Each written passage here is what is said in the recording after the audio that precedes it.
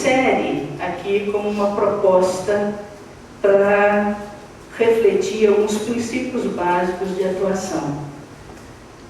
Então, a economia ecológica, ela situaria como meio termo entre dois extremos. A economia de um lado, porque a maior parte dessa discussão sobre desenvolvimento tecnológico está atrelado à forma como nós organizamos e desenvolvemos nossa economia. Para algumas áreas do capitalismo, a empresa querendo lucro, antes do capitalismo, outras visões. O que está no debate é como empreendemos nossa economia. E, do outro lado, a discussão do meio ambiente natural por si só. Bom, a ecologia, ela estuda a natureza, excluindo do seu objeto os seres humanos. Historicamente, economia e ciências sociais estudam os seres humanos e negligenciam a natureza em suas análises. É por isso que depois passa a existir economia ecológica, economia ambiental, sociologia ambiental e por aí vai, né? Bom, a proposta da economia ecológica, então, ela requer uma filosofia diferente do antropocentrismo prevalecente nas análises econômicas e sociais. E faz-se necessário situar o planeta, o meio ambiente, no centro da análise. Por que isso? Pelo simples fato de que a natureza subsiste sem o ser humano. O inverso não se verifica. Independente de estar no capitalismo, no socialismo ou qualquer outra coisa que nós venhamos a desenvolver. Bom, o denominador, então, comum dos praticantes da economia ecológica reside na defesa do desenvolvimento sustentável. Botei de propósito para gerar reflexão, quer dizer, o que significa isso para todo mundo, né? Então, o desenvolvimento sustentável aqui adotado, ele é aqui adotado como desenvolvimento sustentável no sentido lato sensu, como eu formulei na minha tese de doutorado em 1997. Só que nunca detalhei em termos de discussão, isso eu me dei conta, à medida que fomos fazendo interlocução com outros autores, em nenhum momento, né? E que ideia é essa? Quando o desenvolvimento sustentável é conceituado no relatório plano pela ONU, vem, obviamente, como uma forma de conciliação de extremos, assentada em 3 tripés: econômico, social e ambiental. E o ambiental ali significava a preocupação, resultado das críticas dos anos 60, de se produzir sem gerar a escassez dos recursos, ou seja, para não inviabilizar a produção do sistema seguinte. Qual é a visão ali contida? Uma natureza como uma prateleira de produtos. E depois, ao final, a natureza, o meio ambiente, como uma lixeira para ser depositado o que sobrou daquele consumo.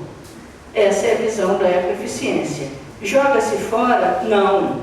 Mas isso é o início, um princípio básico. E o econômico e social, as críticas que já vinham desde os anos 50, não bastava fazer aumentar, crescer a economia, mas necessariamente uma necessidade de promover a equidade juntamente com essa promoção. Então, nessa conceituação, em primeiro lugar, permanece, né, a discussão econômica, ou seja, a sociedade humana vai estar permanentemente com a preocupação na mão no que se refere à promoção da produção material para uma população que cresce e sofistica suas necessidades. Por que eu assumo nessa concepção que é que cresce? Que eu parto do pressuposto que Num ambiente democrático, não há outra intervenção no que se refere ao tamanho da população que não conscientizações. Então, nesse sentido, a tendência mais provável é uma população crescente e, de preferência, melhor instruída e tal. Porque nessa questão toda nós temos um planeta que é finito, uma população que, dependendo do tamanho, tem um impacto ou outro e uma necessidade diferente, e dependendo do que ela pense, o que vai ser necessário para essa afluência também se modifica. Equidade, não basta crescer a riqueza, é necessário que a população participe dessa riqueza. E uma visão fundamental no que se refere ao ambiental. A dimensão ambiental é ecoeficiência como base mínima, no mínimo não destruir o que precisamos para amanhã, mas principalmente a natureza, o meio ambiente como um patrimônio natural. Significa o quê? Não apenas não deixar acabar o que existe, mas fazer como nós fazemos com o nosso patrimônio. Nós queremos que no mínimo fique como está e de preferência melhore. Então, por um lado, é voltar para trás e recuperar os passivos ambientais. E, por outro lado, numa perspectiva completamente diferente. Uma perspectiva de que o meio ambiente, ou planeta, constitui-se num sistema vivo, que tem ciclos próprios. Tem ciclos geológicos e tem ciclos biológicos. Esses ciclos independem da vontade humana. Se a população é pouca, se está espalhada, isso não inventa coisas que pressionam demais esses ciclos, não tem o que discutir. O problema é que a população cresce, ela se concentra espacialmente e desenvolve aparatos tecnológicos que progressivamente influenciam mais nesses ciclos geológicos e biológicos, comprometendo-os. Tá? Então, nessa visão do patrimônio natural, retoma-se a ideia de que o meio ambiente é um sistema vivo complexo e que a sociedade humana, a economia e nela o desenvolvimento tecnológico e desenvolvimento institucionais são invenções de uma única das N espécies que habitam esse planeta. Tá? A outra dimensão, político-cultural. A promoção desse desenvolvimento num ambiente de democracia. Aí é uma aposta nossa, já de 20 anos. Né? Seja qual for a boa intenção, se for nas bases de ditadura, de direita ou de esquerda, não pressupõe o que nós queremos. Né? Então é um desafio, porque é conciliar num ambiente de democracia e de respeito à diversidade. E a quinta, então, é a distribuição geográfica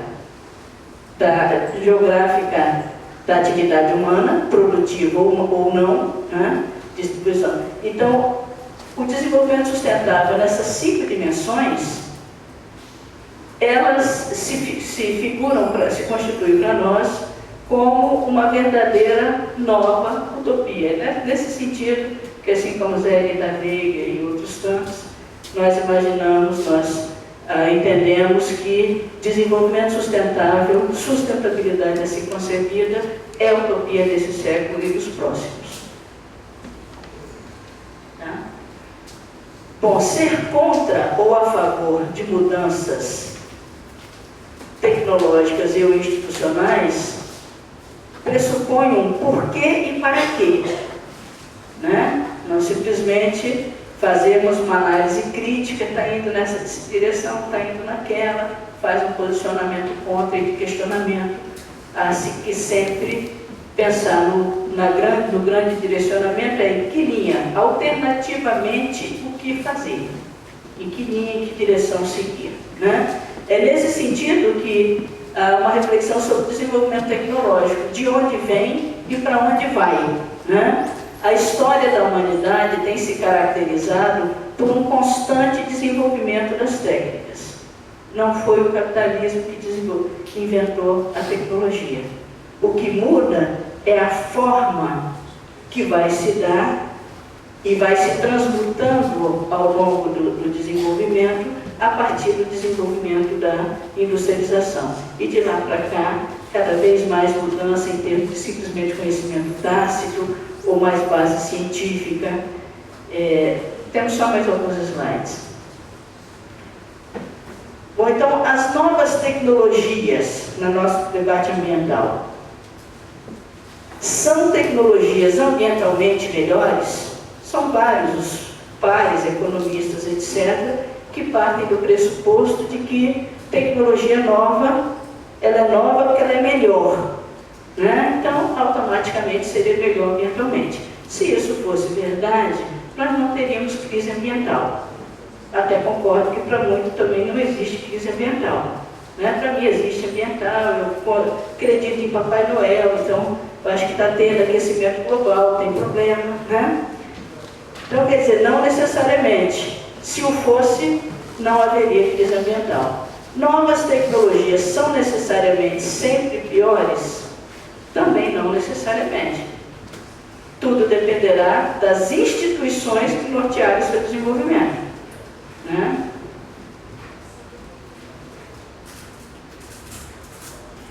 Pode clicar mais que ele acelera. Bom, então o quadro atual a realidade atual é do paradigma das TICs, né? Tecnologia de informação e comunicação, onde a microeletrônica é o foco, e nós estamos transitando para o novo paradigma, do qual um dos portadores de futuro são as nanotecnologias que nós estamos aqui debatendo, né? Então está transitando para o paradigma das nanotecnologias, biotecnologias, informática e ciências da mente, ou ciências cognitivas, onde as nanotecnologias se inserem como revolucionárias. Onde estamos? Né? Para não fazer todo o relato, inclusive foi bastante bem organizado pelo Jorge, temos vários aqui, especialmente a Vanilde e o Paulo, que têm participado, militado mais diretamente dos dois lados, mas vamos pegar algo bem recente. O governo federal brasileiro lançou em agosto a Iniciativa Brasileira em Nanotecnologia. 440 milhões em 2013 e 2014, segundo o governo, para organizar o terreno. Eu lembro que em 2000, quando foi lançada a iniciativa americana, que quando nós começamos a ler um pouquinho depois, ali a gente iria começar a organizar o terreno, né? Agora, em 2013, no site do MCT está lá, esses investimentos são para organizar o terreno. Desses 150,7 milhões em 2013, os detalhes estão ali no site, definiu como setores estratégicos meio ambiente e Amazônia, nanomateriais, petróleo e gás, energia, agronegócio e alimentos. Anuncia ali que formou um sistema de nanotecnologia com 40 laboratórios, 8 estratégicos e 18 associados. A ênfase é na competitividade empresarial, mas também não tem muita informação sobre como isso é feito. Como, obviamente, é uma área de fronteira, a cooperação ela é chave, e a cooperação internacional é mais chave ainda. Aí só, muito rapidamente, se por acaso eu estiver sendo injusta com quem implementou e está realizando, eu faço a minha culpa, assim que me mostre, mas eu vi ali 5 linhas de cooperação. Com o Canadá, para pesquisar energia. Não entendi. Com todo respeito aos canadenses, não são referência em desenvolvimento tecnológico na área de energia. A menos que seja exploração de petróleo na Alasca, não sei, posso estar falando besteira, mas não entendi. Europa sobre regulação. Tem tudo a ver com quem está discutindo mais sobre regulação, né? E aí queremos mais informação de como é que isso está e como é que nós podemos contribuir com isso. México e Cuba, parcerias estratégicas em nanotecnologia. tem de menos ainda. Tá? Argentina, China é um parceiro estratégico. Em agricultura e alimentos.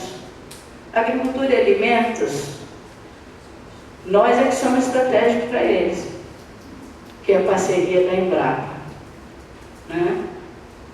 Agora, nenhuma contramão aí, eu teria muita curiosidade de saber como é que os chineses conseguiram se transformar nos maiores exportadores mundiais de equipamentos para energia solar. Que nós não temos em nenhum plano governamental e a Europa não sabe o que fazer com os painéis solares, que o preço está lá embaixo e não adianta dizer que é porque o chinês explora e traz trabalho escravo. É muita ciência e tecnologia, né? Mas enfim, alguns parece que estão apenas ainda com intenções, ou seja, não se identifica, embora possa ter feito uma análise muito rápida, de fato uma estratégia de cooperação para avançar nessa área. Renault-Soma manteve-se atuante realizando eventos e alguns de seus membros participando de inúmeros fóruns de discussão, com visão crítica, enfatizando a necessidade de informação e regulação das nanotecnologias e privilegiando o espaço de discussão que é também relevante, que seria na área da saúde do trabalhador, do ambiente do trabalho. A pergunta fica: está distanciada da informação científica? A minha interpretação pode estar errada. É que nós estamos mais distanciados do que 10 anos atrás, quando a gente imaginava que tinha pouca informação. Posso estar errado. Aí meus colegas me avisam. Além do que não queremos, é preciso apontar para o que queremos. Essa é a reflexão que sugiro que tenhamos ao longo desse evento. Né? Então, eu acho que é fundamental que, de alguma forma, né, nós pressionemos e desenvolvamos mecanismos, em primeiro lugar, para efetivamente dispormos de maior informação, em primeiro lugar, no Estado brasileiro. Não tem informação porque não tem nada mesmo. De repente, a não informação estratégica é uma forma de fazer de conta que tem alguma coisa onde não tem, e talvez venha se repetindo algumas práticas muito comuns há muito tempo, que é a alocação de alguns recursos que não são tantos comparados aos investimentos internacionais para alguns grupos de pesquisa, e grupos de pesquisa cujo resultado não está chegando aos outros pesquisadores e à população em geral, que é a discussão de quais são os resultados, seja do ponto de vista da competitividade mesmo. Vamos analisar a própria proposta do governo. Se fosse só por ali, já não tem informação. E na discussão maior que a Renault-Soma faz, mais ainda, né? Seria a alocação de poucos recursos para alguns grupos pouco conectados e sem a organização de uma estratégia de longo prazo. Essa é a reflexão que eu faço. Acho que tem que participar de redes internacionais de pesquisa, tem que formar, né? E quer se queira, quer não, uma parte desse processo de promoção do crescimento da ampliação da base material, durante muito tempo, vai ser feita através da empresa privada, que é a principal forma de organização da produção na sociedade contemporânea desde o final do século XIX. Né? Agora, há formas e formas de se produzir e se desenvolver. Essas seriam minhas considerações e contribuições para o debate.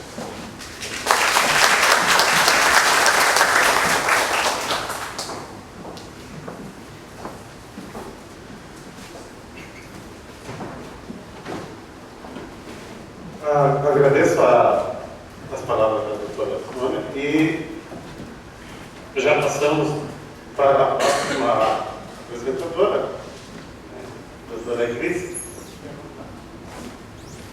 Bom, primeiramente, um bom dia a todos e a todas. Também gostaria de agradecer o convite, para poder estar falando um pouco das nossas inquietações do ponto de vista de meio ambiente. Então, gostaria de trazer um pouco a questão, como é complexa a questão da liberação dessas nanopartículas no meio ambiente, como que ela pode estar se dissipando nesses diversos ambientes que a gente pode encontrar.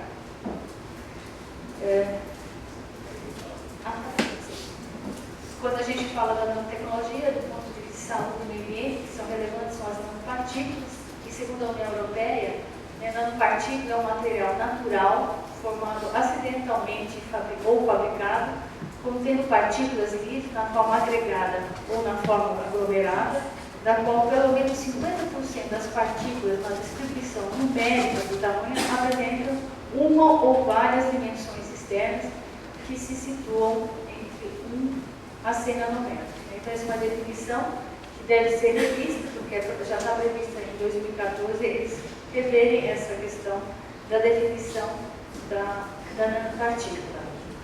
E quando a gente fala em nanopartícula, a gente está falando de tipos. Você tem partículas inorgânicas ou orgânicas, cristalinas ou amorfas, que podem ser encontradas livres, agregadas ou aglomeradas. Então, o que é a diferença entre agregada e aglomerada? Quando você fala agregada, ela está mais fortemente ligada, quimicamente falando, e é mais difícil de se separar. Quando você fala aglomerada, são forças mais fracas, tipo o Van der Waals, que é mais fácil de você ter uma possibilidade de elas se desagregarem. Ela pode estar na forma de pó, de fibra, dispersa em uma matriz ou em colóides, em suspensões ou emulsões, nanofilmes e nanocamadas. Isso para a gente mostrar como é que essas partículas vão estar e o que a gente vai procurar. E aqui só para a gente mostrar, ela está aplicada no produto, então ela pode estar como forma livre, agregada na matriz e funcionalizada.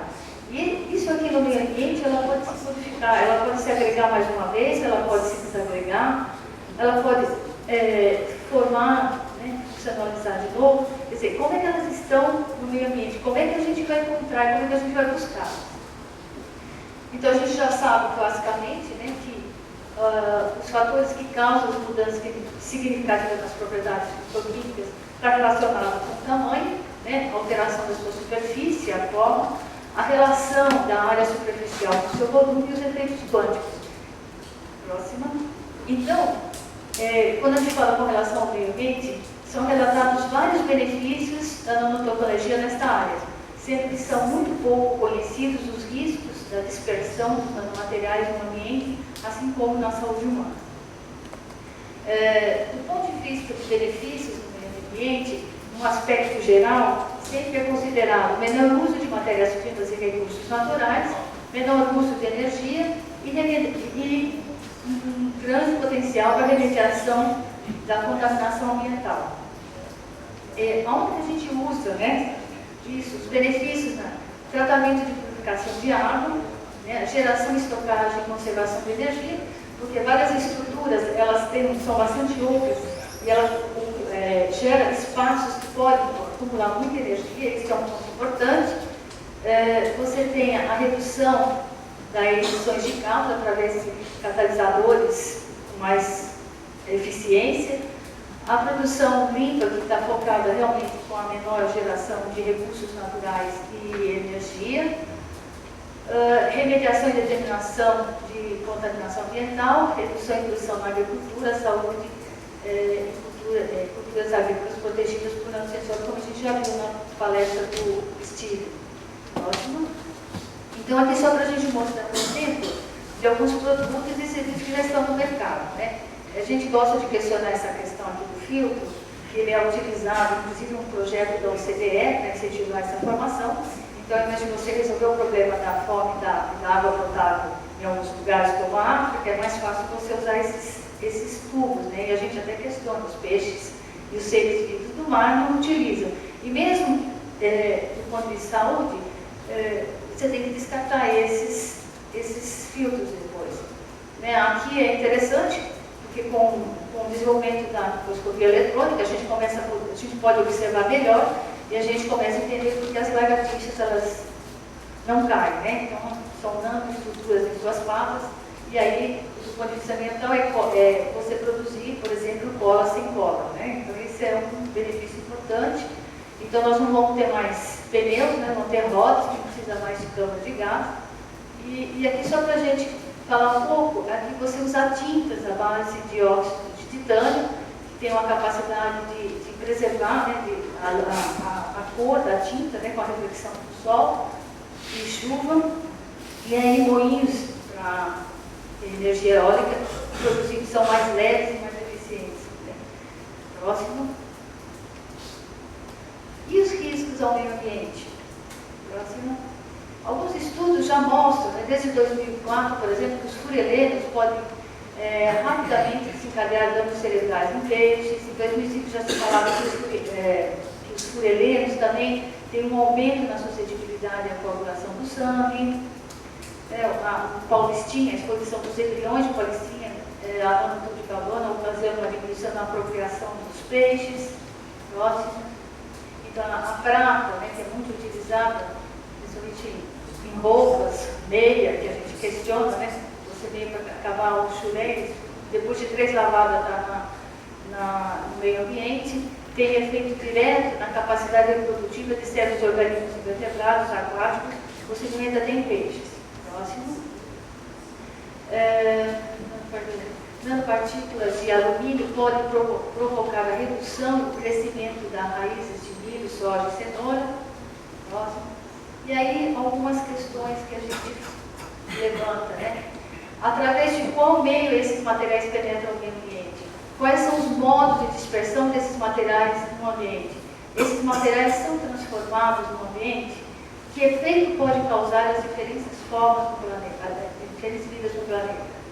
Então, segundo o Metcalf, que é um pesquisador dos Estados Unidos, um grupo enorme, ele tem falado que bactérias, plantas e invertebrados são os organismos mais sensíveis aos efeitos biológicos dos nanomateriais.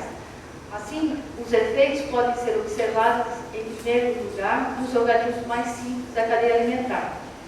Então, aqui só para a gente mostrar um pouco como é que a dispersão, né, que você tem as fontes, as várias formas, né, estruturados, engenheirados, nos resíduos, produtos de degradação que podem contaminar tanto o solo, a água, os sedimentos. E aí, aqui, os contatos que podem ter, né, se você está considerando que os invertebrados estão entrando na cadeia alimentar, e claro que vai atingir o meio, o homem e o meio ambiente. Próxima. Então, para fazer um exercício dessas possíveis intervenções, impactos no meio ambiente, esse grupo, né, do professor Brenda Knowles, ele tem vários, bem interdisciplinar, em vários países, eles fizeram os cenários potenciais para a liberação de nanomateriais e as alterações no meio ambiente. E aí ele faz um pressuposto que os processos de destino, de transformação e de transporte atuam sobre a matriz do produto, bem pouco sobre o nanomaterial meio contido, tanto antes como após a liberação a partir da matriz. E que os nanomateriais poderão mudar a sua forma e a sua química. E pouco provável os nanomateriais engenheirados estará no ambiente na sua forma original, como manufaturada.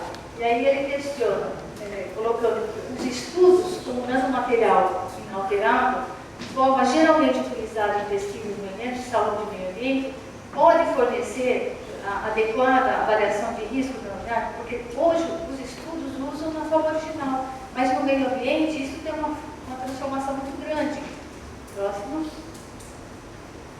Aqui está ruim para a gente enxergar. Então ele parte do pressuposto, né, para a caracterização. Aqui seria eu não mudei lá no gráfico original, fica difícil. Então quando ele usa o PEME, ele quer dizer o produto original. Aí incorporado no produto. Então ele vai utilizar vai utilizar o produto modificado. Ele pode estar desagregado ainda no produto, né, né, desagregado, e depois liberado no ambiente, e aí ele vai estar transformado. E eles utilizam, né, os processos de transporte e de destino que podem atuar sobre os nanomateriais dos produtos após a sua liberação, inclui várias reações de transformações. Então, utilizando a fotoquímica, né, que é através da luz, oxidação e redução, dissolução, precipitação, adsorção e dissorção, combustão, que são processos a alta temperaturas, a biotransformação e a abrasão, entre outros processos de movimento, principalmente o processo de chuva, de vento, né, como abrasão. Próximo.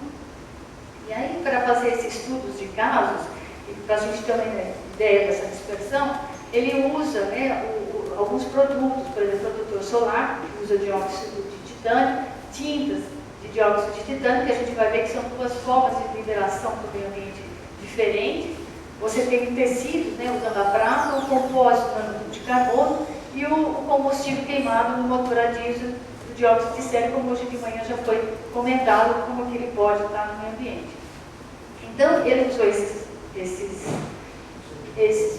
produtos, né, pensando, né, para discutir a solubilidade, usando o dióxido que é insolúvel versus a prata que é solúvel, a questão do óxido de titânio, que não é tão reativo quanto o sélio, e as vias de uso, né, para o meio ambiente, como eu falei, né, o óxido de titânio nas tintas e no protetor solar. Próximo. Então, colocado, né, há consenso científico que a produção e o uso de descartes de nanomaterial liberam nanopartículas no meio ambiente. No entanto, há poucos dados disponíveis das condições no mundo real sobre as emissões desses nanomateriais desagregados dos produtos e da liberação para o meio ambiente, devido principalmente pela falta de técnicas e instrumentação capazes de detectar e quantificar as emissões no meio ambiente e as concentrações ambientais resultantes. Se a gente pensa do ponto de vista já de saúde do trabalhador é complexa, aqui você tem outros fatores que também complicam o processo. Então, aqui a gente só para a gente falar, eu vou falar mais, acho que ela devia estar em outro lugar, mas tudo bem. Então, olha, as medidas iniciais mostram evidências que a liberação do nanomaterial modificado e desagregado proveniente de produtos de consumo, por exemplo, a liberação ambiental para a lixiviação nas fachadas das casas pintadas com a influência do sol e da chuva, mudança de especiação da prata metálica, de prata iônica, que pode ser mais tóxica, inclusive, em água, líquido de lavagem, suor e máquina de lavar roupa. Aqui só para a gente incorporar tudo, pode passar essa aqui. Aqui só para mostrar, então, os nanomateriais de liberam, você tem a liberação, você tem o ar, que pode ser transportado e transformado no solo, sedimento de cadeia alimentar, a água transformada, e tudo isso tem uma exposição ao meio ambiente. Próximo. Esses autores, eles acreditam que a porta principal de entrada ao meio ambiente está no lodo de esgoto, efluentes e a incineração de resíduos de produtos contendo partículas manufaturadas. E aqui é interessante ver que ele faz esse fluxo, né? Então, aqui ele vai pegar o dióxido de titânio que está no creme do protetor solar, ele vai estar no produto, mas como você usa ele está no teu corpo, ele vai ser praticamente, na hora que você lava ou que você vai nadar, você vai ter ele uma liberação praticamente muito grande, direta ao meio ambiente.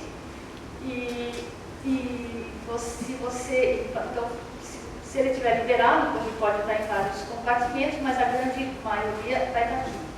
Quando você pega o dióxido de titânio proveniente das tintas, ele vai ter uma liberação mais lenta. E os processos de liberação, né, que a gente aplica aqui, vai ser um processo de fotoquímica, um processo de oxidação ou mesmo uma abrasão devido ao processo. Quando a gente pega, por exemplo, a meia, quando você pega a prata que está em meia, por exemplo, como eu já disse, a prata, depois de 3 lavadas, quando está em roupa, ela está no meio ambiente. Então, praticamente, ela está no produto, mas ela primeiramente ela vai estar liberada, mas ela vai para o tratamento de esgoto. ou parte aqui também já, mas liberou, esse é o maior foco, né, de entrada. E aí ele vai passar todo esse processo, dando fotoquímica, oxidação, né, transformação. Quando está no combustível, misturado junto com o diesel, normalmente boa parte vai ficar dentro do catalisador, boa parte vai ser queimada e vai ser liberado, né? Liberou, vai diretamente para o ar, porque você é um processo de combustão. E aqui a gente coloca a questão da reciclagem como um ponto importante, porque você vai ter a questão do reaproveitamento desses catalisadores, onde ele acabou concentrando o CO2. Então, e o nanotube de carbono, nesse cenário aqui, ele vai estar a liberação é mais lenta. Então, o que vai acontecer? Ele vai muito mais aqui para o aterro sanitário ou vai ser incinerado, né? Porque se ele vai incinerado, lembrando que o nanotube de carbono, eles dizem na literatura que você consegue queimar 600 graus. Depende. Os de comprimento mais menor é até possível, mas os mais longos, eu já li na literatura, que você pode ter temperaturas a mais de 1.200 graus. E o incinerador opera em torno de 800 graus. Então, o que vai acontecer? O polímero que está, onde ele está, na matriz que ele está integrado, ela se queima, mas ele vai estar liberado. E os estudos da literatura dizem que esses nanotubos de carbono, que são várias camadas, ou eles são mais longos, eles têm os mesmos efeitos que o asbestos. Então, isso é uma questão que a gente precisa pensar. Próximo. Então, quando a gente avalia os efeitos, né, as fontes de destino no NV influenciarão a escolha dos testes apropriados para avaliar os efeitos do material, né? Assim como a gente vê, lembrando que, por exemplo, o dióxido de nitrato dos fios solares vai ser depositado nos biosólidos. Como já foi colocado, os Estados Unidos e a Europa têm que utilizar isso na agricultura, como fertilizante. E aí você está, então, entrando na cadeia alimentar. Próximo. Agora, outra questão é que alguns lugares queimam. Então, quando ele queima, esse biossólido está concentrado e vai queimar e pode estar exposto ao ar se não tiver um sistema de filtro adequado e outras interações que pode ocorrer. Próximo. Quando a gente pensa na avaliação da exposição, aqui também os nanomateriais são sujeitos a uma variabilidade de processos de destino que pode influenciar sua distribuição no interior da hidrosfera, geosfera e atmosfera. Então, para avaliar a exposição, são necessários métodos analíticos para detectar o material em sua variedade de meios ambientais, em alguns casos, incluindo matrizes complexas com biosólidos e tecidos biológicos. Avaliar os níveis de produtos de transformação presentes em matrizes ambientais, para avaliar o tecido biológico, para analisar o nanomaterial em tecidos biológicos, para analisar a capacidade de bioacumulação e a biomagnitude. Então, os processos de destino e transformação fornecem informações sobre os organismos adequados para avaliar a bioacumulação. Próximo. Quando a gente pensa na avaliação de risco, o processo de risco afeta o nanomaterial, apresentam muitas incertezas nas avaliações ecológicas do risco. Um dos principais problemas enfrentados pelos reguladores na indústria será avaliar os riscos, será se a avaliação do risco deve visar a população específica do nanomaterial modificado ou apenas do material primitivo.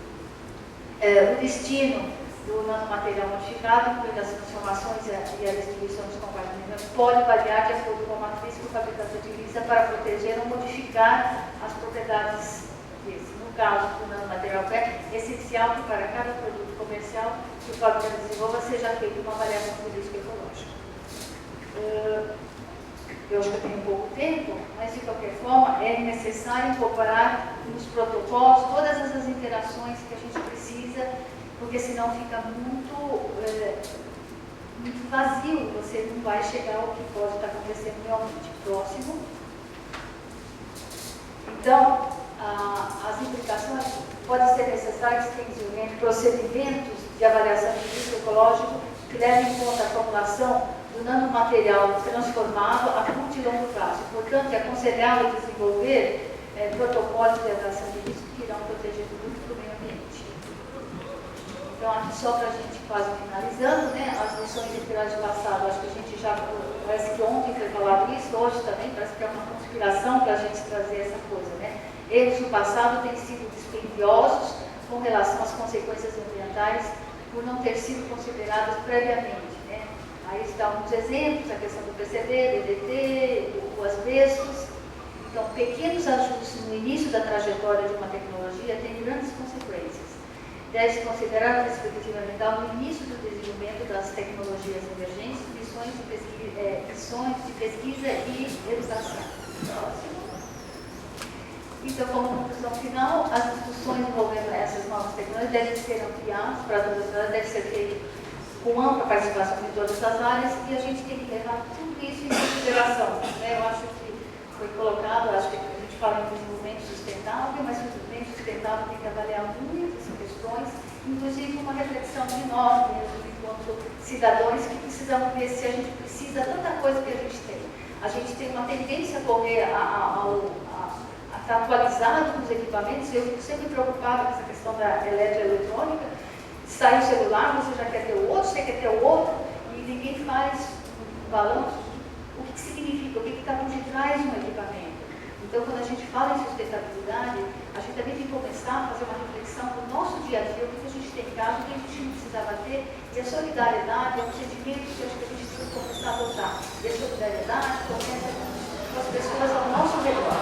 Sabe, se a gente melhorasse, conseguisse melhorar a vida das pessoas do nosso entorno, e essas pessoas do nosso entorno, a gente poderia melhorar, porque algumas coisas são também dentro de nós. E eu acho que é essa a mensagem que eu poderia dizer. Muito obrigada. Muito obrigado, Lícia.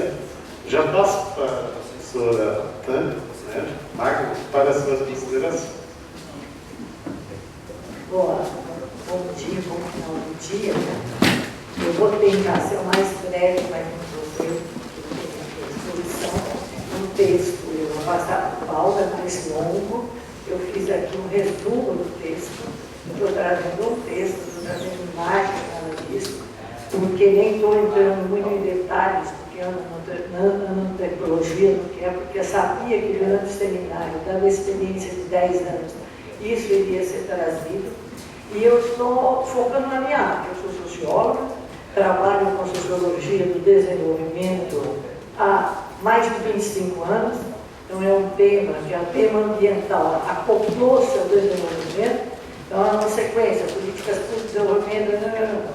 Então eu tento fazer um resgate nesse campo, é teórico, né, para a gente questionar, afinal, que modelo é esse. Só para complementar, eu tenho, deram parabéns aos professores, obrigado, eu tenho 48 anos de magistério. Desculpa se eu vou ser outra professora aqui, pode passar. Bom, título, pode passar. Quem vai ficar? Você quer que eu fique? O desenvolvimento do conhecimento científico e tecnológico não pode ser analisado dissociado das condições concretas de sua produção, ou seja, da sociedade em que é produzido, o que em nosso caso nos leva a considerar sua relação com o modelo de desenvolvimento e de expansão do capital, estou pensando na nossa sociedade. Ao refletirmos sobre a relação meio ambiente e nanotecnologia, partimos desta base teórica, é isso que está norteando o pensamento. Na presente comunicação, a ênfase no campo das nanotecnologias se volta para o seu emprego na produção alimentar. Eu vou me basear nisso, pode passar.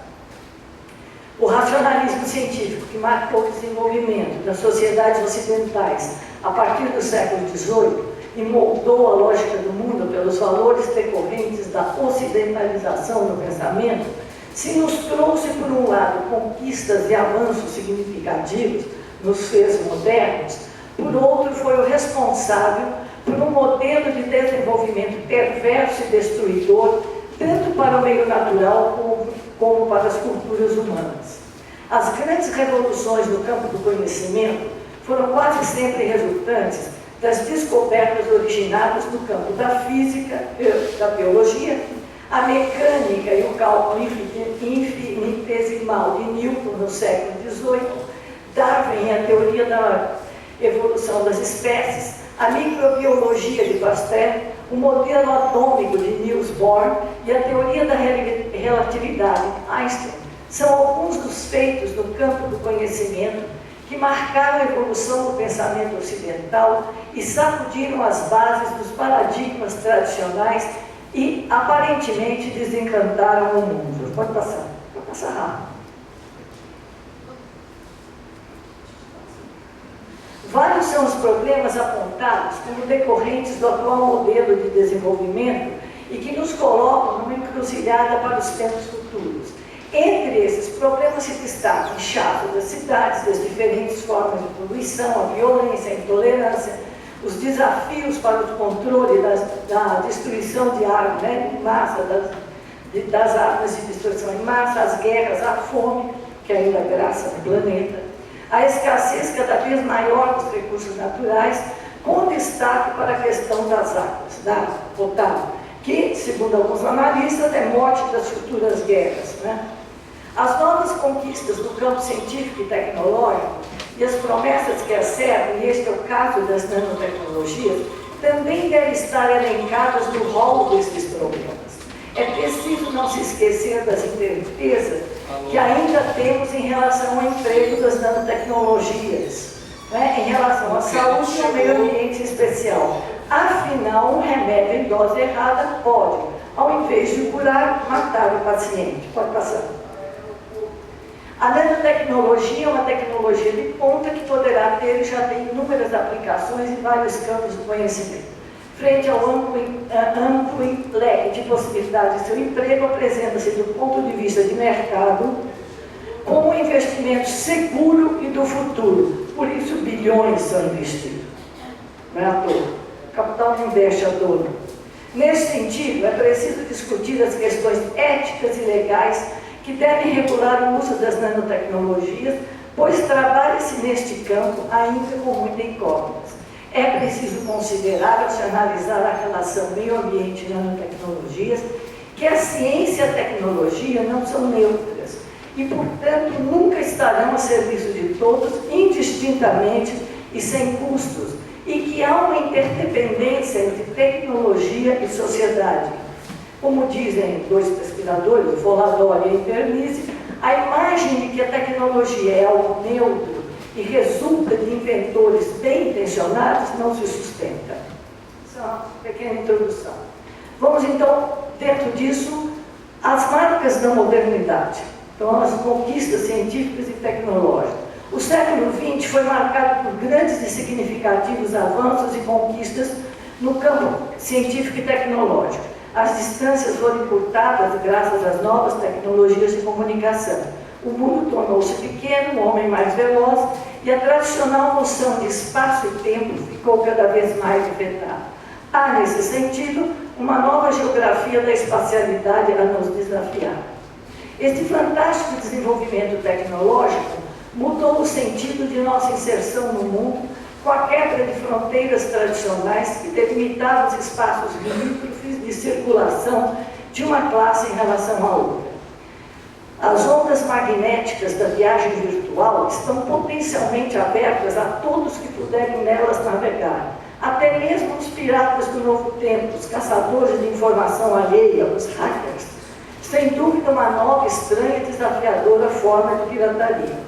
Nas telas do computador, essa poderosa espaçonave doméstica, as identidades são diferenciadas e selecionadas apenas em relação ao seu potencial de navegação e aos seus campos de interesse. O contato pessoal é substituído pela imagem virtual. Nesse sentido, o público e o privado passam a desempenhar um novo papel. Há um novo redimensionamento dos conceitos de tempo e espaço, dentro e fora, perto e longe, aqui e lá, eu, você, nós, os outros. O homem que adentra o século XXI é um ser veloz, filho do ar, das ondas eletromagnéticas, sempre em movimento, mas sem se fixar em lugar nenhum. É um nômade por opção. É filho de Hermes, o deus dos pés alados, mas também é filho de Vulcano, forjador de águas, senhor das guerras, pois o século XX foi marcado não só pela velocidade das mudanças, mas por guerras, grandes e terríveis guerras mundiais, com toda uma imensa sequela de mazelas que até hoje marcam a humanidade. Também as conquistas no campo das estratégias de guerras deveram seus avanços científicos e tecnológicos. Tanto serviram para salvar vidas como para eliminá-las. Não é mais preciso sair de casa para destruir o inimigo. Basta controlar um painel eletrônico e apertar botões.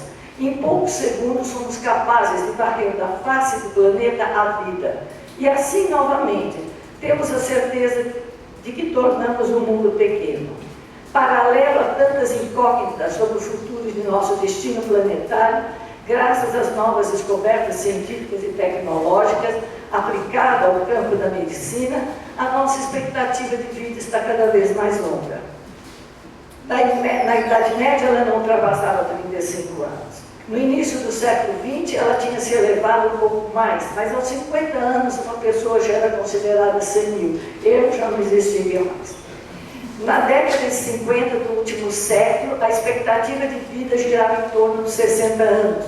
Hoje, em algumas regiões especiais dos países mais ricos, ela já ultrapassa os 80 anos. E segundo as pesquisas que vêm sendo desenvolvidas nesse campo do conhecimento, calcula-se que até o final do século XXI, a média da humanidade de vida deverá ultrapassar os 100 anos. Contraditoriamente a isto, boa parte da população da Terra que reside em regiões pobres ainda carece do mínimo para sobreviver e a fome ainda é a causa de boa parte das mortes prematuras, principalmente entre as crianças, e ocorrem muitas vezes mascaradas por enfermidades delas decorrentes. A média de vida em alguns países localizados nas áreas mais pobres do planeta ainda é muito baixa. Vivemos cada vez mais em mundos separados e distantes, embora as distâncias tenham se encurtado e seja possível viajar numa velocidade inimaginável 100 anos atrás. A distância social, econômica, política e cultural tem aumentado. Eric Hobsbawm, historiador, após uma análise minuciosa sobre os principais marcos históricos, políticos e sociais dos últimos 100 anos, concluiu que este havia sido um breve século. O sociólogo italiano Giovanni Arrighi, ao se debruçar sobre os longos 600 anos de hegemonia da economia capitalista mundial, conclui, contudo, que foi um longo século. As perguntas que os dois analistas fazem acerca do século que acabamos de deixar para trás coincidem de certo modo e, sem dúvida, estão afinadas com a preocupação de outros analistas sobre os rumos que a humanidade irá tomar no século que se inicia. As duas grandes guerras tornaram-se marcos importantes no século XX, em especial o conflito dos Estados Unidos da América do Norte, EUA, com o Japão, que culminou com a explosão das bombas atômicas lançadas sobre as cidades japonesas de Nagasaki e Hiroshima. Mais de 100 mil civis que não foram avisados, não puderam se preparar, fugir, esconder-se, abrigar-se do cogumelo maligno, desapareceriam para sempre, viraram poeira. Não havia corpos para enterrar, só cinzas e ferro retorcido. Os que não pereceram na hora sofreram queimaduras e a maioria morreu depois. Os sobreviventes ficaram marcados para sempre com queimaduras que nunca sararam e eram hereditárias. A famosa rosa de Hiroshima, que inspirou os poetas, é uma lembrança que nunca mais seria varrido da memória do povo japonês e do mundo, que atônito recebeu a terrível notícia e descobriu que também estava vulnerável. Findada a Segunda Guerra, no rescaldo das ruínas da destruição, o mundo ainda atônito deparou-se com uma outra revelação: a existência de um grande número de pessoas em imensas regiões do planeta vivendo em condições subhumanas. A fotografia que se revelou para o mundo trazia as marcas das disparidades econômicas e sociais entre as nações como a sua principal estampa e denunciava as consequências perversas dos sistemas colonialista e imperialista, mostrando a face cruel do capitalismo. Durante mais de 50 anos, o tema-chave das agendas mundiais foi o combate à pobreza no mundo e ao subdesenvolvimento, conceito inclusive criado para explicar essa realidade. Neste afã, foram investidos milhões de dólares em programas que tinham como meta alavancar, aliás, essa alavanca é de uma teoria de um economista norte-americano, Watson, que foi durante muito tempo considerado, né, uma bela teoria. As deficientes economias e preparar a decolagem do país. Uma imagem, alavanca, em contrapartida, essa ajuda, deixa que eu ponho tudo entre aspas, as nações ricas e desenvolvidas para com as nações pobres e subdesenvolvidas, o fosso entre ricos e pobres se acentuou cada vez mais.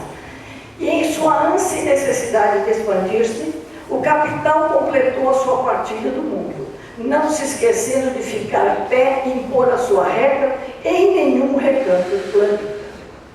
A esse processo de expansão capitalista total dá-se o nome de globalização. De modo que pensar o mundo hoje é pensar na lógica da globalização, com todos os seus efeitos positivos e negativos. Não se trata de gostar ou não, de querer ou não, de estar a favor ou contra. O processo de amálgama do mundo, sob a égide do capital, tem cumprido a sua missão. Nesse sentido, o sociólogo francês Edgar Morin está correto ao afirmar que não existem mais esquinas perdidas no mundo onde possamos nos abrigar ou esconder.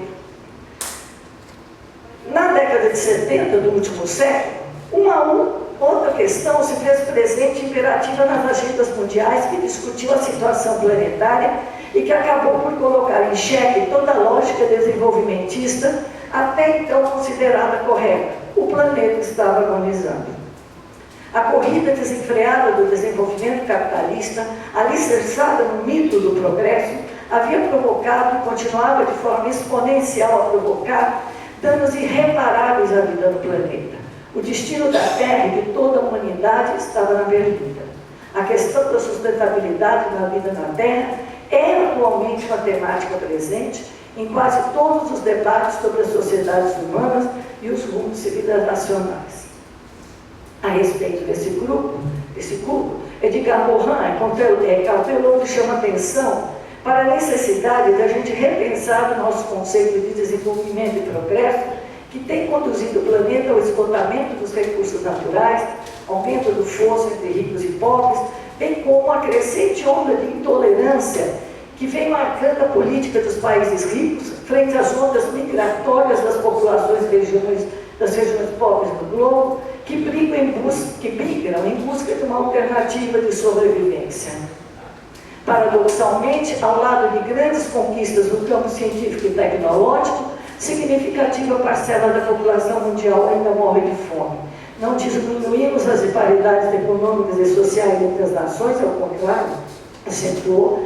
Temos um mundo em guerra, não na nova grande guerra, mas pequenas guerras fratricidas que ocorrem pelo mundo todo, que dizimam anualmente milhares de pessoas e deixam outras tantas inválidas, guerras alimentadas pelo ódio, pela intolerância e pela ânsia do lucro, guerras que se utilizam e investem na área das novas tecnologias para poderem ser mais eficazes, guerras que põem em risca a vida no planeta. Mas se banalizar, ninguém hoje mais liga para a guerra, não tem guerra, troca a situação. É como se fosse natural, nós naturalizamos, né? Como diz o Alain Touraine, banalizamos a violência.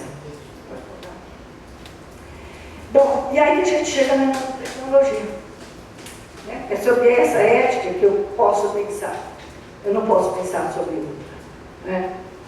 E como eu não sou engenheira, não faço nanotecnologia, então, a manipulação de elementos em escala nanoscópica já garante a mescla entre compostos orgânicos e inorgânicos. É uma coisa fantástica. Favorecendo a inter-relação entre as tecnologias baseadas em organismos vivos e as tecnologias baseadas em máquinas. Essa possibilidade promete gerar uma simbiose entre máquinas e organismos, particularmente entre neurônios e redes informacionais. Também há o aprimoramento de cada dimensão separadamente, com organismos cada vez mais otimizados e máquinas com inteligência semelhante à dos humanos. Sobre a aplicação na cadeia de alimentos, as nanotecnologias, as pesquisas são bem promissoras, iniciando na agricultura, desde o preparo do solo, do plantio, a seleção de sementes, e o emprego de fertilizantes e bactericidas, até industrialização e fabricação de novos tipos de comida, bem como de embalagens. Os horizontes que se apresentam para o uso das nanotecnologias no campo alimentar parecem ser definidos. É possível, no processo de fabricação do alimento, alterar a cor, o sabor, a resistência, a consistência, bem como a estética, graças ao emprego na nanotecnologia. Já foi visto isso aqui, inclusive, ontem, pelo pessoal do curso, etc. Né? Esses alimentos resultantes tanto das modificações genéticas, no caso dos transgênicos, que aqui eu não entrei especificamente, como os resultantes do emprego de nanotecnologias, são tidos como o alimento do futuro, o alimento do homem moderno. Há muito dinheiro investido nesse tipo de alimentação, tanto na pesquisa com transgênicos como nas nanotecnologias. São bilhões de dólares que se digladiam no mercado de alimentos, movimentando e enriquecendo poderosos conglomerados econômicos transnacionais. Apesar desse avanço todo, né, a fome continua a rondar o mundo como há mais de 70 anos. Nós não resolvemos problemas elementares. Os alarmantes índices de fome no mundo, segundo Boaventura de Souza Santos, denunciam a inoperância dos organismos mundiais responsáveis para solucionar o problema da fome e mais a existência de uma indústria da fome. Ziegler, é um sociólogo suíço, denuncia como cruzados do neoliberalismo que fomentam a fome no mundo os Estados Unidos e suas organizações mercenárias, a OMC, o Fundo Monetário Mundial e o Banco Mundial. Segundo Ziegler, atualmente as 200 maiores sociedades do ramo agroalimentar controlam cerca de 1/4 dos recursos produtivos mundiais. Exercem um monopólio de fato sobre o conjunto da cadeia alimentar, da produção à distribuição varejista, passando pela transformação e a comercialização dos produtos, do que resulta a restrição de escolhas de agricultores e consumidores. Apenas 10 sociedades, entre as quais a Vence, Monsanto, Pioneer e Syngenta, controlam 1/3 do mercado mundial de sementes, cujo volume é estimado em 23 bilhões de dólares. As maiores empresas que controlam o mercado de alimentos são também as maiores produtoras de grãos e produtos oriundos da manipulação genética, a saber, Monsanto, Syngenta, Caju, Bayer e DuPont. Pergunta: os nanofoods serão solução dentro desse sistema? No momento estão em desenvolvimento formas de transportar alimentos, pequenas proporções e grandes potenciais, de transportar nutrientes através de nanomateriais, embalagens baseadas em nano, que conservam melhor o sabor, a durabilidade, e nanoingredientes que podem se arranjar de diferentes modos, de acordo com os estímulos externos específicos, como funciona o micro-ondas. Né? Então, se tudo for bem sucedido, pode mudar o cor, sabor, nutrientes, de acordo com o requisito de cada consumidor. É uma coisa séria, né? Realmente a tecnologia vai longe. Né? Também poderiam ser desenvolvidos filtros para eliminar toxinas ou mesmo modificar sabores, retendo substâncias de acordo com o formato de suas moléculas. Uma última possibilidade a ser desenvolvida seria a elaboração de embalagens que podem detectar os conteúdos estão estragados, etc. Isso já foi bem trabalhado. Contudo, a grande preocupação dos fabricantes é que os alimentos produzidos à base de nanotecnologia possam vir a ser rejeitados como os que utilizam organismos geneticamente modificados em sua composição. Essa chance foi apontada por um estudo da Food Standard Agency, Agência Britânica de Regulação de Alimentos. Segundo os pesquisadores, o único modo de reverter essa tendência seria lidar adequadamente com a percepção dos riscos envolvidos. No entanto, os riscos envolvidos ainda não estão claros nem para as agências reguladoras. Em 2011, as autoridades alemãs advertiram que, ainda que não haja suficientes evidências científicas sobre os riscos à saúde decorrentes de nanomateriais, o potencial carcinogênico de algumas nanopartículas deve ser levado a sério. Agora vocês vão pedir para vocês terem um pouquinho de paciência, que houve uma alteração em toda a programação, e eu vou terminar. Vocês permitem? Tem mais uns 3 ou 4 minutos. Okay? Aí é o meu protesto. A percepção dos riscos pelos consumidores não detém, contudo, o crescimento do setor. Né? Esse setor continua crescendo bastante. E é esperado que chegue a 20,4 bilhões de dólares em 2015. Isso já passou para trilhões, a estimativa hoje já é de trilhões de dólares. E uma das principais aplicações seria melhorar a propriedade nutricional das junk food sem alterar o gosto prazeroso. Também isso já foi tratado ontem, tornar o doce sem açúcar, tudo isso. Né? Bom, aí são alguns exemplos de nanoalimentos, eu vou puxar porque inclusive já foi falado na ração de frango, na marca do Nestlé, dos peixes, isso ontem já foi tratado, né? Pode passar. Tá? Outros materiais, para passar isso já foi bastante trabalhado. Né?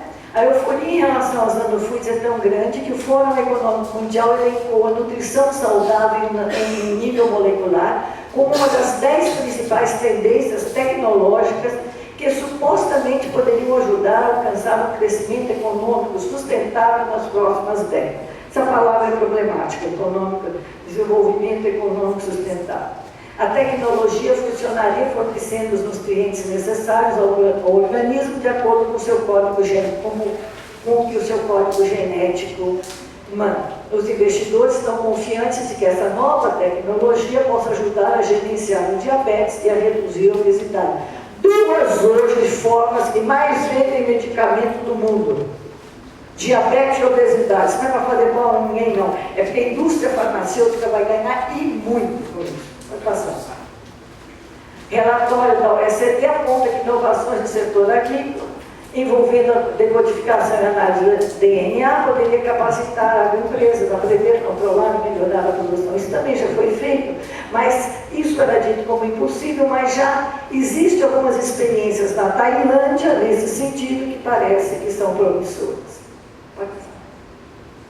As incertezas e os efeitos das nanotecnologias têm gerado uma série de relatórios, projetos de leis e recomendações pelo mundo. Alguns países apresentam uma resistência maior à comercialização dos nanoprodutos, enquanto outros estão empolgados com os benefícios e a possibilidade de desenvolvimento que a nanotecnologia pode proporcionar. Há um fértil imaginário social que vem sendo criado frente a este potencial mundo novo. Produtos em nanoescala, em escala nanoscópica, nanofoods, parecem poder solucionar inúmeros problemas no campo alimentar, criando uma nova concepção de alimentação, de modernidade nesse campo. Pergunto de novo, será uma solução? Pode passar? Pode passar? Isso que a gente falou. Aí, terminando, duas coisas. O alerta para os cuidados que devemos ter nos estudos de commodities ambientais feitos por Amília Khalil nos parece bem a propósito para a gente pensar essa relação meio ambiente e nanotecnologia. Ela diz, quando exportamos soja, vendemos também solo, água, energia, biodiversidade, sangue e suor dos que produzem e sofrem com sol inclemente na imensidão das lavouras. O estudo da ONG WWF mostra o Brasil como líder ranking dos países importadores de água virtual agrícola. Exporta 91 bilhões de metros cúbicos por ano, mas importa 199 bilhões. Por outro lado, a WWF afirma que o Brasil gasta 5,7 bilhões de metros cúbicos anuais de água na produção de mercadorias que serão consumidas na Alemanha, principalmente café, soja e carne. Esse requisito não é considerado como dado formal no processo produtivo padronizado para a compra e venda de commodity, exemplificando, cada tonelada de soja vendida implica o uso de 2.000 toneladas de água. Finalmente, diferentes dimensões da vida social têm sido afetadas pelos avanços da tecnociência. Novos valores culturais emergem desses avanços e das inúmeras possibilidades que são apresentadas à sociedade para solucionar vários problemas, entre eles os relativos ao meio ambiente e alimentação repassada. Como adverte Zygmunt Bauman, nós estamos cada vez mais dependentes da tecnologia. Talvez até não consigamos, segundo ele, conceber nossa vida sem a mais da tecnologia, né? E não estamos contabilizando o custo ambiental resultante dessas mudanças, e nós temos uma lógica que elas vão resolver tudo. A vida na nossa sociedade industrial transformou-se em muitas esferas. Por exemplo, varrer o chão, cortar grama, você tem aparelho para tudo hoje. Então, a nossa mão se potencializou. E agora nós precisamos dessa expertise para poder sobreviver, como se a gente não pudesse viver assim. Eu me lembro, acabou a luz lá em casa dele na televisão, meu marido quase entrou em crise. Ele teve uma crise, cara. Eu vou fazer aquele programa de televisão. Eu falei, não é possível, não vai ser, é verdade, pode passar. A reflexão desses autores a respeito de nossa dependência em relação às inovações tecnológicas, nossa disposição em aceitar as novas tecnologias, como se fosse isento desse malefício, também pertinente ao caso aqui analisado. Né? E esse parece ser o caso da nanotecnologia, pois apesar do problema da propaganda para resolver o problema da fonte, nós vamos com os problemas aí para passar. E finalmente eu termino novamente com uma chamada que a Mira faz, sobre a forma de coibir fraudes na concessão dos créditos de carbono, mas que eu acho que é bem pertinente para o nosso caso, que a gente vem reclamando de como levar essa questão. Ela diz, quando chegamos nas comunidades e falamos ao indivíduo comum, no sentido de melhor orientá-lo, aos poucos vamos inibindo a ação predatória dos grandes especuladores, oportunistas e estelionatários. A única forma de mudar esse modelo econômico deteriorado e disseminado pelo mundo é com mobilização. Mas para isso é preciso uma nova consciência que tenha como base o tripé: educação, informação e comunicação. E mais, é preciso torná-la ainda didática para que a sociedade possa pensar melhor seus fatos. Obrigada.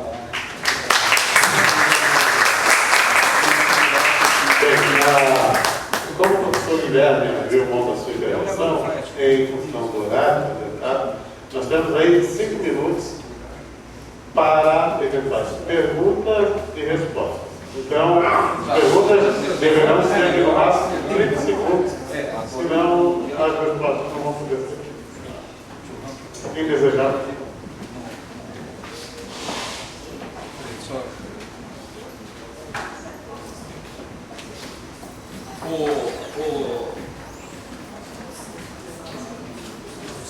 Professora Eglice, não, é professora Criosa.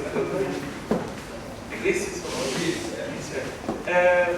Eu ia perguntar sobre aquela questão final que você tinha colocado, antes de você colocar sobre os casos passados. Eu sei que os problemas passados não foram resolvidos a tempo, mas é que você colocou, eu vou falar uma questão bem simples. A gente costuma dizer que a questão da relação do Estado e o Estado vender para as empresas patrocinam essas pesquisas com o fim de conseguir recursos. Mas no Brasil, quem patrocina as pesquisas, mais de qualquer empresa, é o Estado. O recurso é público. O povo paga pelas pesquisas.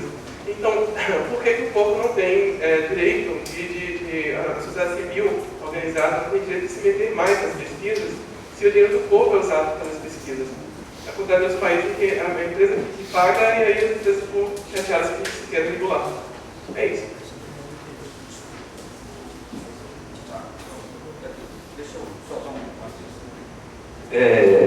Cris, eu vou pedir o seguinte para todos. Todos nós vamos almoçar no mesmo local. Perfeito? Nós, ontem, aqui, a professora Maria Cecília fez um pedido para que a gente cumprisse o horário e estivesse aqui a 1h30, etc, etc. Eu gostaria de atender o pedido dela. Ela é uma pessoa que tem contribuído conosco, tem participado de vários, teve no nosso seminário no ano passado, e eu acho que eu gostaria de fazer um esforço para atender o pedido dela pelo passado do comportamento dela em relação à nossa rede, a mim pessoalmente, etc. Esse é um ponto. E o segundo ponto é porque as pessoas podem vir aqui e fazer perguntas. Todos nós vamos almoçar no mesmo local. Portanto, eu gostaria que aquele que tiver pergunta em relação à Glícia, o Diego, sente junto da Glícia no almoço e veja a resposta da Glícia. Quem mais tiver pergunta, por favor, venha aqui e faça a pergunta e vá almoçar junto com a Glícia. Se for para a Glícia, mas tem a Tânia, tem a Sônia, tem o Adriano. Então vamos colher as perguntas e vamos almoçar junto com aquele que vai responder a pergunta. Se tiver alguém que tem pergunta para todo mundo, escolhe um para almoçar e na volta veja a resposta do palestrante. Então vamos lá, quem mais além do Diego?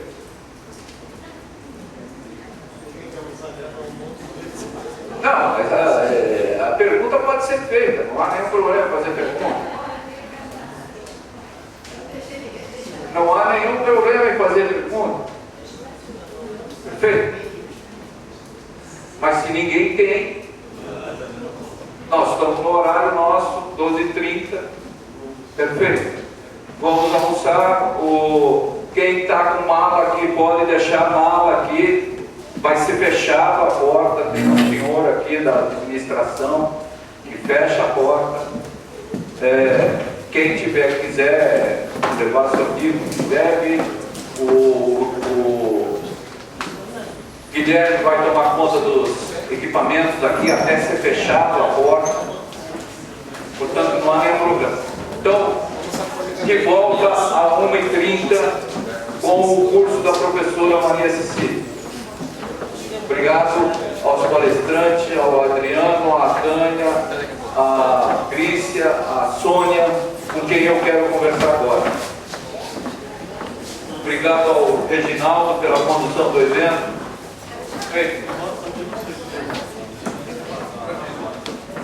Ao Guilherme.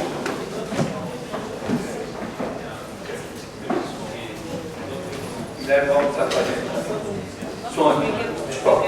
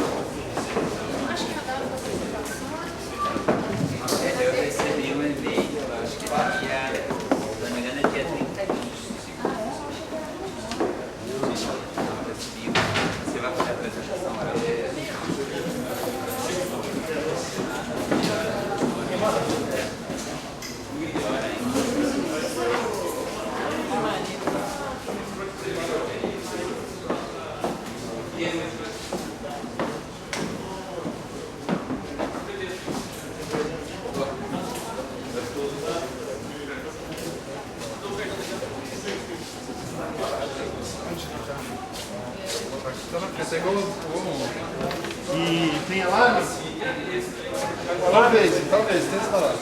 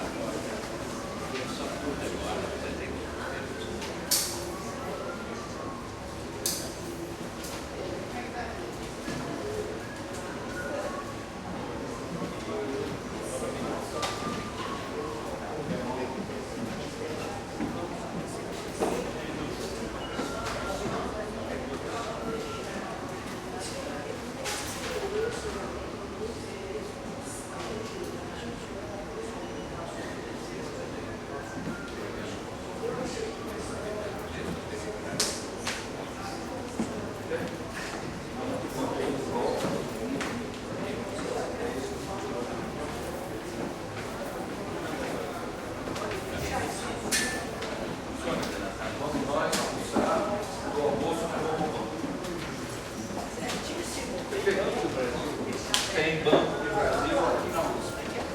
Tânia, preciso falar com você. Tem uma missão importante. Não é impossível. É o seguinte. Jesus.